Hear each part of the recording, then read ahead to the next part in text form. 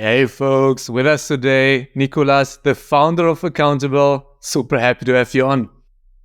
Thank you so much, Nicolas. I would say co-founder. I was not the only one. We were a team of three, so happy to correct this and bring my fellow co-founders together with me, Alexis Santino. Yeah, very important correction. Then let's dive right in with the most important thing. What is Accountable and who is it for? So Accountable, we solve one of the hardest problems for the self-employed. So we solve taxes for the self-employed in two markets, in Germany and in Belgium. You know, when you're self-employed, regardless of your profession, if you are like a carpenter, a consultant, a health professional, you've got to deal with taxes.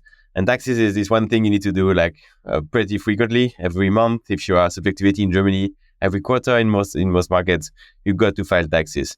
And not only is it a strain, it's also kind of putting a financial pressure on you. It's also an expensive problem, right? You got to deal with tax advisors that is sometimes hard to reach or hard to pay for.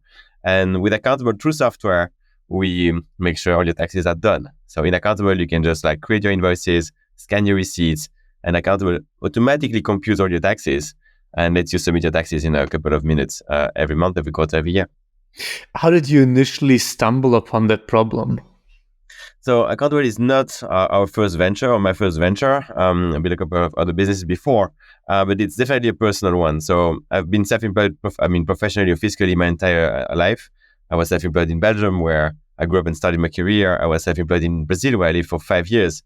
And I always encountered this issue of not knowing how much I earned. Because you get money from your clients, you get money from indeed your clients, but you've got to kind of set money aside for the VAT, the social contributions, the income tax at the end of the year. And we thought back in 2019 that this could be solved with software. You know, with the emergence of PSD2 as a regulatory framework in Europe, where open banking became a thing, with the emergence of smartphones and the first steps of AI. Really, we thought, hey, this is a problem that will be solved at scale with software, and we wanted to build this. And then, you already mentioned that you have two co-founders. Tell us the founding journey, meaning how did you initially get the product off the ground? Actually, we are 4 co-founders, and the fourth co-founder became an advisor, not entirely full-time active on the company, but still very close to us. So when we started Accountable, we started together with Alexis Santino, our chief product at Accountable today, and obviously we sat down and then we did identify the problems. And this, since it's a problem that you feel as a founder, you're the first customer, it's both a blessing and a curse. The blessing is that you've got insider information around who's the customer, and you can accelerate a couple of the steps.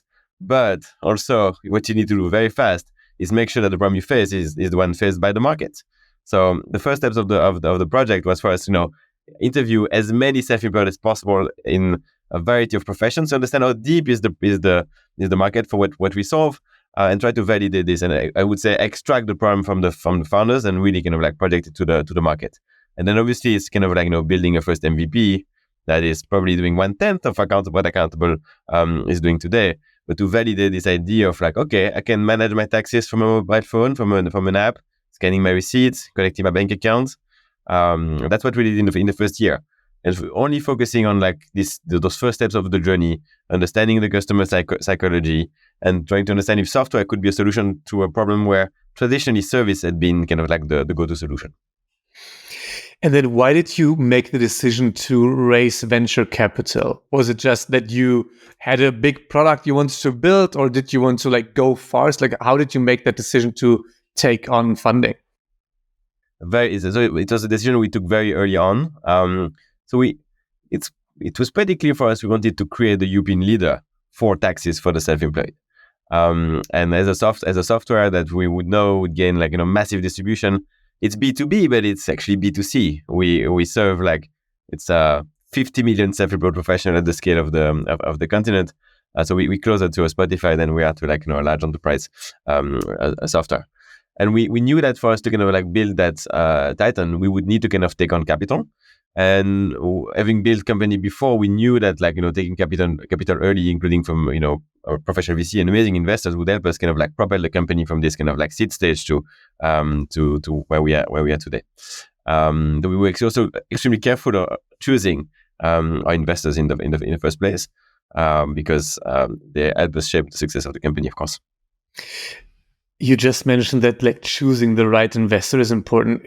Were there specific criteria that you looked for, or was it more a gut feeling decision?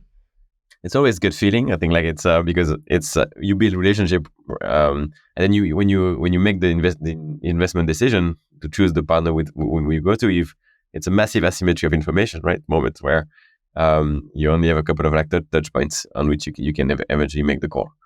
But what was important for us when we decided to go with Connect Ventures, our first investor, is that we understood there's the really clear understanding of the problem we were solving, and they were as excited as we were to solving that problem for our customers. So that's really what I remember from the investment committee. We did with them back in 2019. That was really this focus on like the willingness to serve this customer and the approach to it, which was software, building a really strong product, extremely well crafted. And that's really what Connect brought to the table. And we felt it through the interactions, and I think luckily for us, it through the journey over the first 2 years of the life of the company, we kept seeing that, and that's really the impact that Connect Ventures has brought to us as a company. So quite extremely happy about this part. And then let's jump to today. Tell us a bit about like how many people work at Accountable, client base, just like the scale of the business right now. Super. So fast forward today, 2024. We have 40 team members working at Accountable, spread between Germany, Belgium, or two markets, but also with team members in France, Spain, Italy, Egypt, quite a diverse setup, remote first, interestingly. And so that's what we are, I think, internally. And then in terms of user base, we have around 40,000 active customers on the platform as we speak, growing extremely fast in both Germany and Belgium, and very excitedly, yeah. Did you initially start with Belgium and then move to the German market just because it is bigger, or like what was your thinking there? A very important point. It was a question we asked ourselves as founders when we sat in the room with Alexis to say, okay, where do we launch first?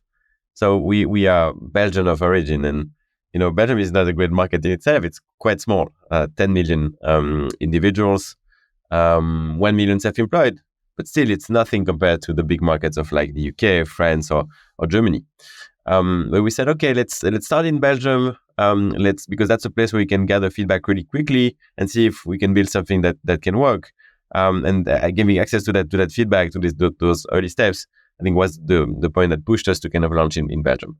But we were extremely clear about the fact that we didn't want to create a local Belgian company. We wanted to create a true European leader in our field.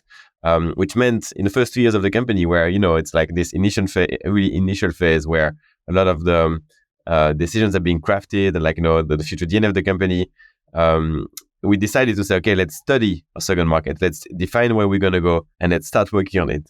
And so very, very rapidly, after we proved this initial traction in Belgium, we said, okay, where do we grow? And then obviously you look at like the big markets. We start to interview self-employed professionals in France, in Germany, in the UK, and in other markets. And we feel, okay, the German self-employed, they've got a lot in common with the Belgians. And then the pain and the fear of taxes is very high. And there is a need for an efficient solution. That's something that the Germans really value very much.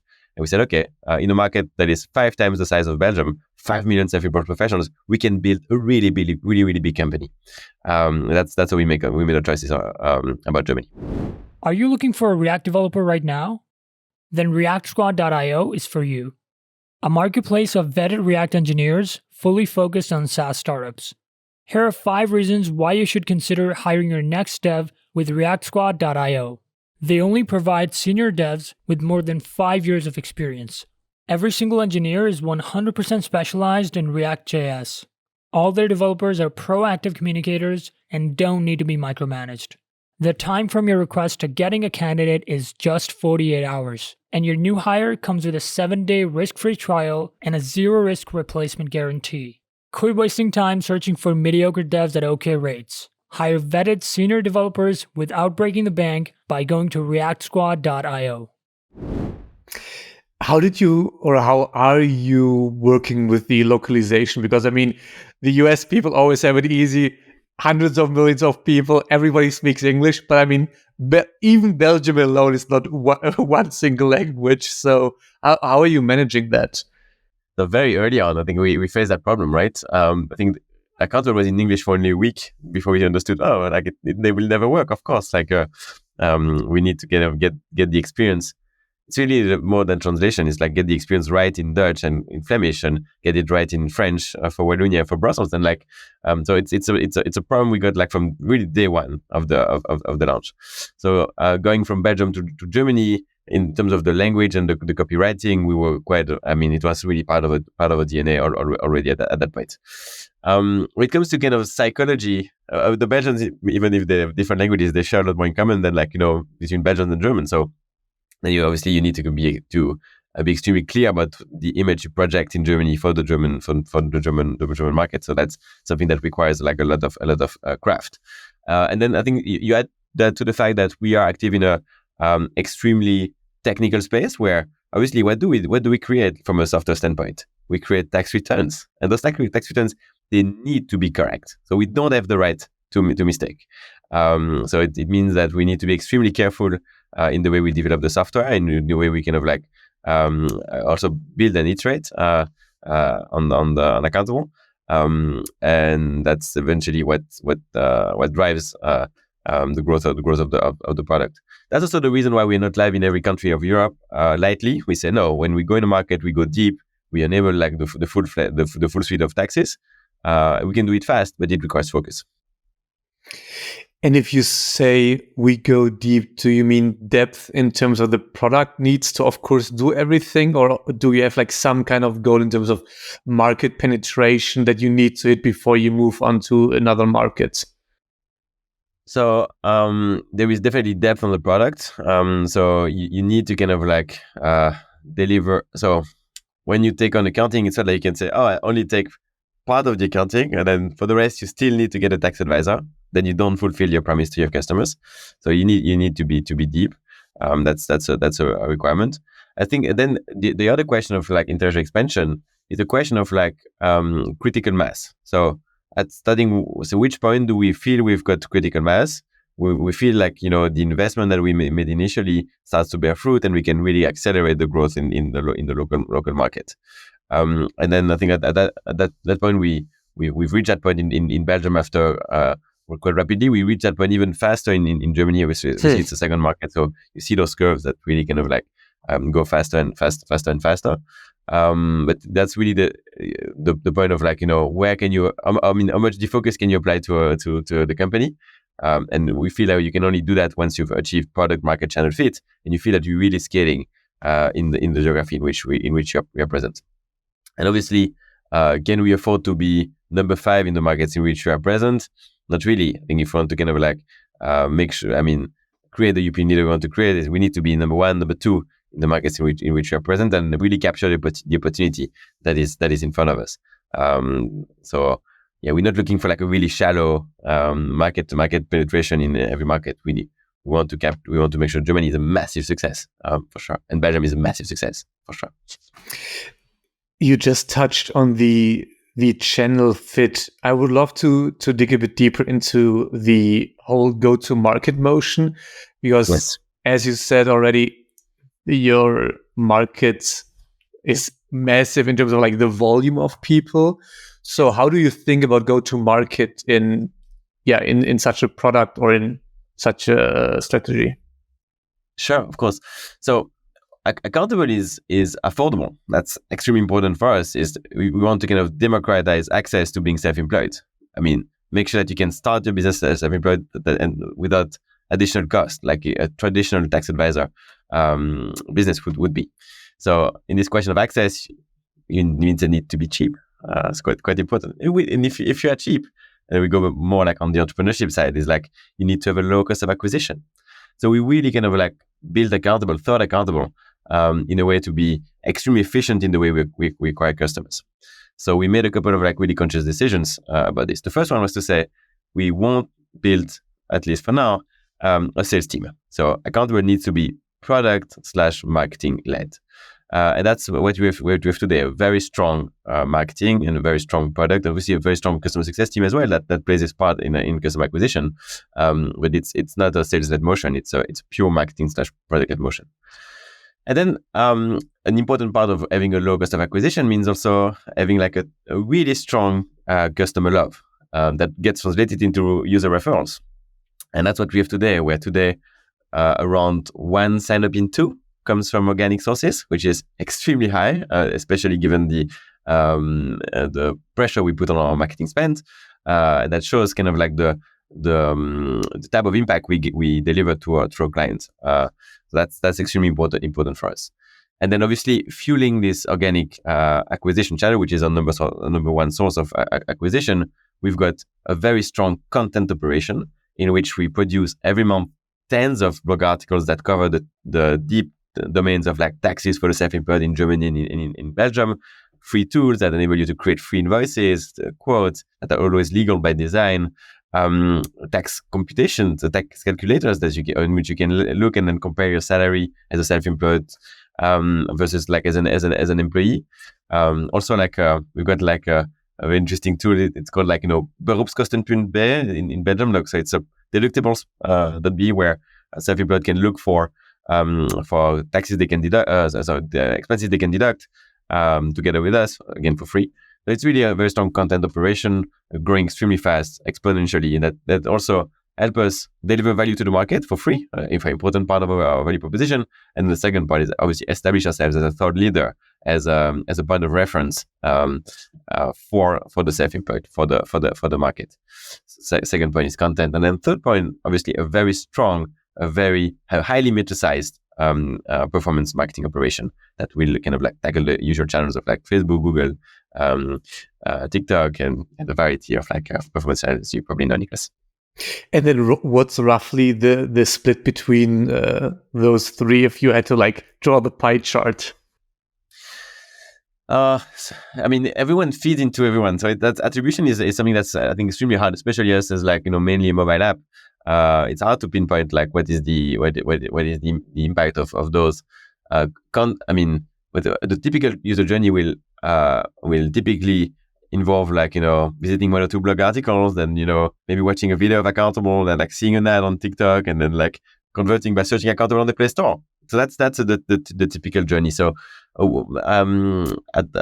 what we do is we track the volumes on every channel, and we're happy to see that organic and like the blog articles or video views really grow exponentially. This is something that's super important. But in terms of attributing like the impact of content or the impact of like performance or referrals in itself, I think it's a bit of it would be a fake metric. Yeah. And then are you, because you mentioned in the beginning that you need to be like very CAC sensitive just because you're so affordable.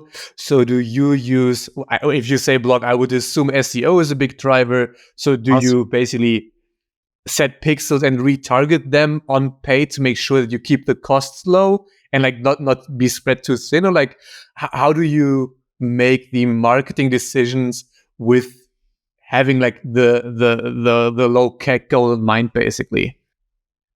Very clear. So in practice we do retargeting campaigns, but it's a very small part of the budget. So I don't think it impacts really much. We work with I think a couple of like principles in mind. The first one is to build content that makes sense and gets used and gets like reinforces the strength of our positioning as kind of the thought leader for taxes for the self-employed. So I think in itself, building this kind of like really strong positioning through content is an objective of the company. And then when it comes to kind of like managing of cost of acquisition, we look at it on a blended basis to say, okay, day after day, week after week, month after month, how many new registration do we get on the product? How much have we spent? What does the cost of acquisition look like? What does the conversion to paid look like? What is then the cost of a paid user? How does the retention look like? And then we can build those the payback of our cost of acquisition, for instance, on a blended basis. We can build it every day, and we build it every day so that we can make decisions that inform, in this case, mainly the performance teams on the budgets we spend. Yeah. Does that Very make sense? very nitty-gritty question now for the founders who might be a bit earlier on. You say the blended cost. Do you purely say like ad cost plus direct cost, meaning like what the freelance or in-house writers that like write the blog post cost, or like do you put your full marketing team in there? Like how do you actually come up with that blended cost? We put everything in there. Yeah, of course, we put salaries and variable cost. In practice, it would probably be 90% variable and 10% fixed. But obviously, we put everything in there. Yeah, Yeah, that's the only way to be truthful, right? And I mean, that's very correct. But I mean, KPIs can always be tempered with, and like it's always like you can always make numbers pretty or not so pretty. But very interesting. A story about this. I think it's the fact that we also chose to be VC funded quite early on has pushed us to be extremely clear about what we report on and extremely truthful to us what we report on. So I think we know from the get go that the journey with your investor is something that's going to be years long. And if you temper something within the due diligence process, the first board it gets cut out. It's for sure. Yeah. It doesn't hold. And then you see then you are on a difficult journey for the following 2 years. So we've been extremely careful at being honest with ourselves around our level of revenue, our revenue per user, the cost of acquisition. And when you choose to yourself, it makes it easier to kind of tell that story to the prospect investors as well. So that has helped us a lot, I think, in the story. On the investor front, is there like what are your 2 or 3 major or like biggest learnings on fundraising? Good one.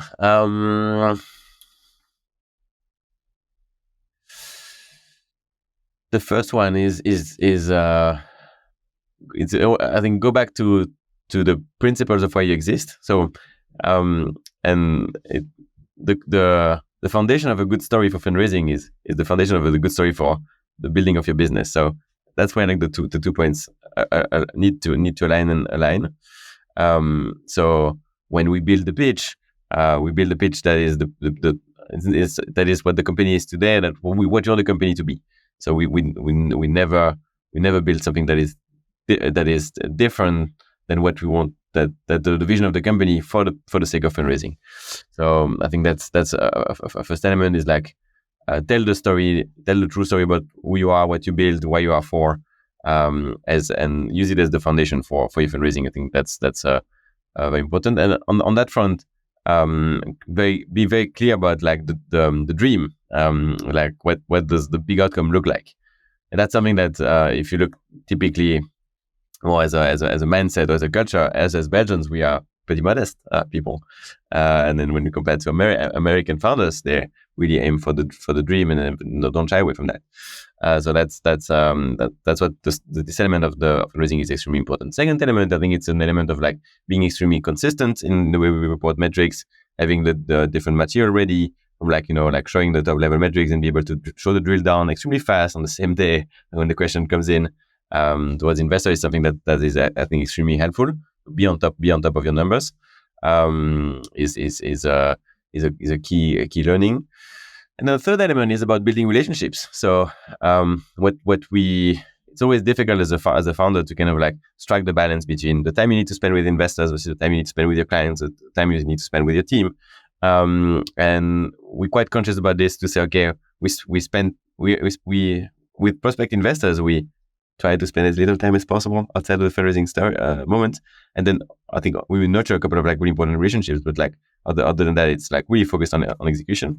But once we are fundraising, it's about really kind of like trying to discover who can be the partner that can help us, kind of like, build the company over the next 2 years. And we never see that as far as, it's not something that you easily see as a founder in the fundraising process, that it's about building a trust relationship with the future investor you're gonna do business with. And that's, I think, a nice way to kind of like turn the problem inside out and not being only on the receiving end as a founder of the due diligence question, but to say, no, it's like it's understand why they do that and see it as a way to build that trust. Would be my third lesson learned. Yeah. And then, building a company is not only like sunshine and rainbows.